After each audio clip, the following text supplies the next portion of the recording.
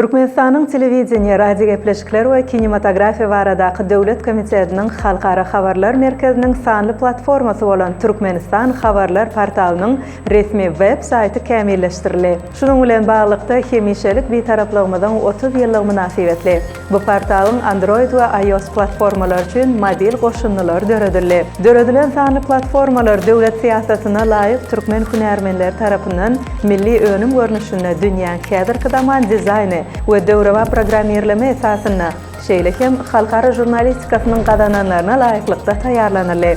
Bulara mysal hökmünde meşhur hemde köp islew bildirilýän gyýsga videolar bölümçesi, dünýäde we ýurdumyzdaky bolýan wakalary, çäreleri, bir taglary jemlenmegi, şeýlekem islenlik çap edilen maglumatlaryň kategoriýalaryna, taglaryna, meňzeşlerini awtomatik ýygnamagy Türkmenistan Habarlar portalynyň okujularyna ýeňillik döredir.